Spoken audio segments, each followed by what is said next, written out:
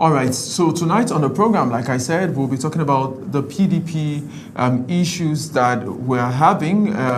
We're trying to have the public secretary of the PDP in Ebonyi State join us to help make sense of the discussion, even though at the moment our network is giving us some issues. Let's see if we can switch to a phone call where we get to have this discussion with him. I don't know if he can hear me at the moment. Honorable Nwafo, good evening to you.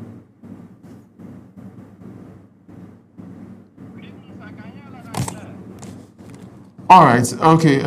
It's good to finally have you on the program. And tonight we want to talk about your political party. And I started by asking, some questions about being in opposition at this time and how it actually feels to do the opposition at this time. All right, so walk me through, what does it feel like to operate from the position in your party at this time?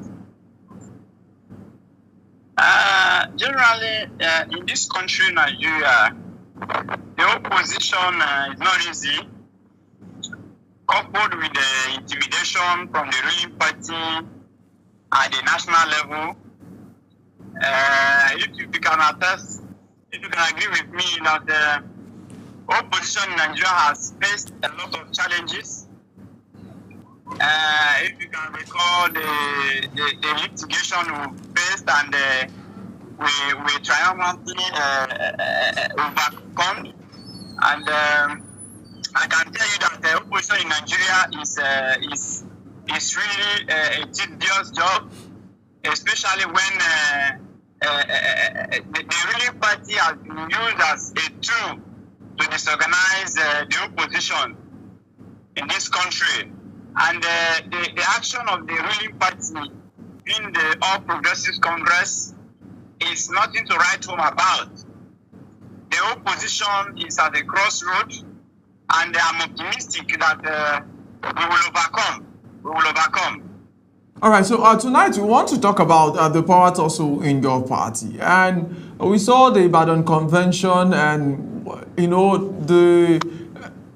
how at the convention, the PDP succeeded in having new leaders, electing, saying, okay, Kabiru Turaki SAN is the new national chairman of the party. But it also brought some fractions because some people were expelled from the party and from that particular convention. And to them, they said that expulsion is illegality because that convention, there was a court order according to that other camp that the convention should not even hold in the first place. I'd like that you walk us through what is happening now and what are you hearing that at the moment, which of the camp do you even support? Because we have multiple camps now. Sam Walaya, who is still saying he's the national secretary of the party, that is not a permanent secretary, his tenure has not come to an end. What are the issues with the PDP at the moment? As we speak now, sometimes when I hear people saying that PDP has faction, I don't think that PDP has faction. Why did I say so? I will tell you categorically that PDP did not have any faction. Yes. Because the convention is in Ibadan. Took place with the supervision of the INEC. You understand? And also, you can recall very well that since the emergence of Dr. Kabiru Turaki as the authentic national chairman of PDP, there has not been any other congress held nationwide. So there has not been any other convention held nationwide.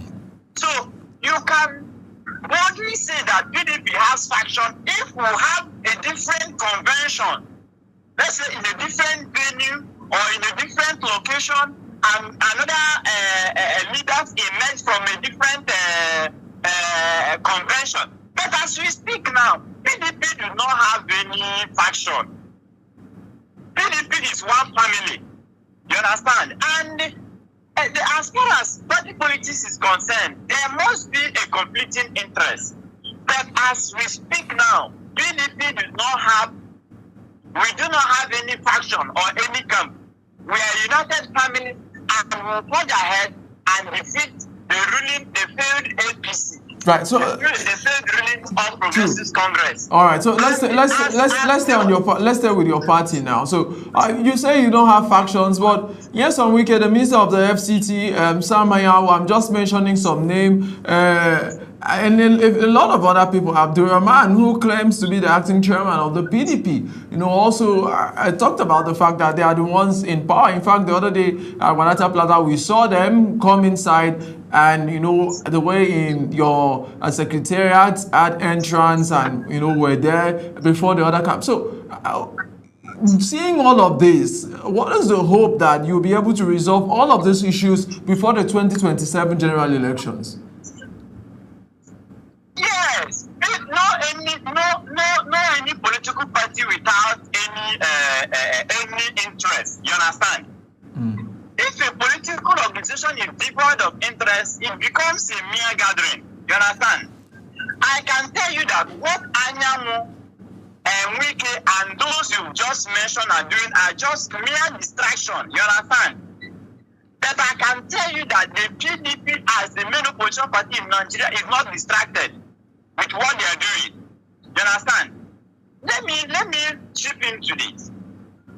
Let it be on record that the explosion of Wike, Fayose, and those you just Anyanwu and those you just mentioned is to maintain rule of law. You understand? And also to uphold principles of rule of law and to preserve the ethics of the party. You understand? So the decision that was arrived at the National Convention is not to witch hunt anyone. It is to maintain decorum, to respect the constitutional integrity of the party, to preserve the unity of the party, and to preserve the sanctity of the system. All right. So, if someone is telling you that PDP has faction, PDP we do not have any faction. If you can recall, you can also take into cognizance what is happening in Ekiti. You understand? The PDP as the main opposition party has produced a candidate in the party under the former national chairman, being Ilya Omar Damagun. You understand? And the party deemed it fit that in the last convention that was held in Ibadan, that the party produced a fresh party officials that will pilot the affairs of the party in the next 4 years. Right. So let's talk about. People will be saying that PDP has a faction. We do not have faction. Right. Let's talk about those that will pilot the party, like you mentioned, in the next 4 years. Knowing that some governors, like Governor of Plateau State, Governor Mutfwang, have said he's not in support. Even the chairman of the Convention Planning Committee, Governor Fintiri, has said the expulsion of those members is not a step in the right direction at this time. And we've seen a lot of other governors. Of course, the governor of Rivers State was not even present in the convention. And the governor of Osun State and all of that. Are you not worried that the few governors that you have, a lot of them are not in support of the party's decision or the decision to actually expel the members that you've mentioned? Okay. If you are saying that because one or two governors could not identify with the convention, did they render the convention invalid? The answer is no. The convention remains valid, and the decision taken by the convention also remains valid. So, and there is no how you will have a uniform situation whereby all the governors and mind you, we are humans. You understand? They may have been engaged in one activity or the other in their respective states that made them not to come. That does not mean that PDP is in crisis. We are not in crisis. And that does not mean that PDP has faction. We do not have faction. You understand? So let it be very, very clear that when an issue has been taken by the party, the disagreement or the misunderstanding of some few individuals does not render that decision invalid. You understand? So, PDP, what we are focused now as the main political party in Nigeria is to reclaim power in 2027. You understand? And we do not have any faction whatsoever. All right. So also talking about your convention, we know that so many states, in fact, how many states? Let me even ask you the question: how many states? Is it caucus you call, or how many states sent in delegates to the convention? All the states were all represented. But from what we have, from the records we have records that delegates didn't come from states like Kwara. We have records that delegates didn't come from states like River State and many other states. Unfortunately, there are some, the public has been misinformed on different direction. Let me just use that's why you are here. You understand? Right. So give us the right information. The social media has become a place where fake news and concocted story flies up and down. You understand? So what I'm saying in essence is that even if you go to the social media, they will even say that there was no even convention in Ibadan. So these are this we find ourselves in a country whereby people celebrate fake news more than the legitimate information. So what's the true story? The true story is that the convention held in Ibadan remains valid, and no state was sidelined. That is why it's not sidelined. Were they present at the convention? Did we have delegates from all the states in Nigeria? We have 36 states plus the FCT. I can tell you that all the states were represented, all the delegates. So for clarity, can you hear me? Absolutely, go ahead. We can hear you. Yeah. Okay. PDP is a united family.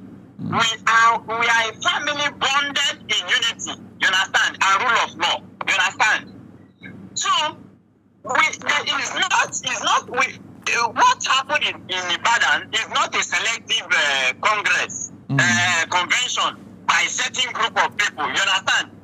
It is the convention of the genuine members of PDP. You understand? Yeah. So those who felt that the failed All Progressives Congress could not meet the demands and the yearning of Nigerians. You understand? These are the people that converge in Ibadan and say, look, we are going to have a new people that will follow the address of this political party, being the PDP, in the next 4 years, that will help us to wrestle power with the failed All Progressives Congress, being the APC. You understand?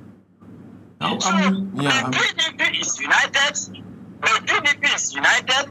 The PDP has forged. We are forging ahead to reclaim presidency, and that is our main target as we speak.